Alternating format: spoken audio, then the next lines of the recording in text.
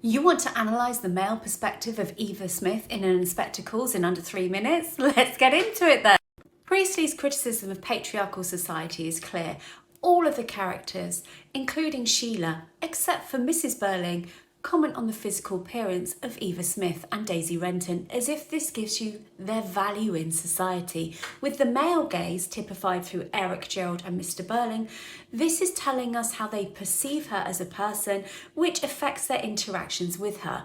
Just like Sheila chooses to see her as someone who could take care of herself because she is exceptionally attractive to others.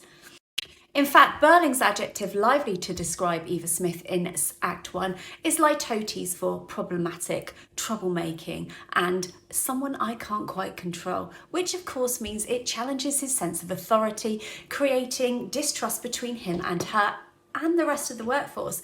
Therefore, he feels justified in letting her go. Whilst Priestley's look at patriarchal society through capitalism works with Mr. Burling, Gerald's attraction to her is more personal. His hero complex, I always refer to him as a Prince Charming type figure, is fulfilled as he wishes to rescue a woman, and therefore he does.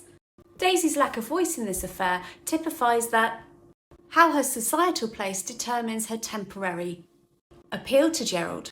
Does Gerald making her happy for a short period of time justify how he treated her with his small gift of money? I think not.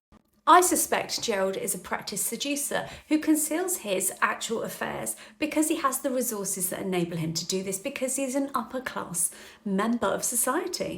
Priestley's metaphor, a good sport, which Eric uses to describe his relationship with Daisy Renton, shows how much her value has now deteriorated in society. She's no longer coveted, she's merely a convenience. Not only is there objectification here, but there's morally complex issues.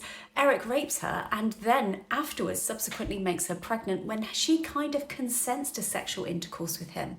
Of course, we can infer this is because she's desperate and she needs somebody to support her. However, what we can also see is how women are used as short-term fixes for upper class men, and therefore their working class or lower class nature means that any pregnancy that is created through these interactions is solely her issue, as Mrs. Burling's interaction with her kind of typifies.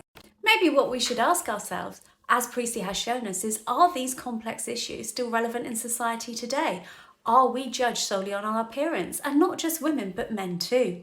Tell me what you think. You want 5 Jekyll and Hyde quotes that can be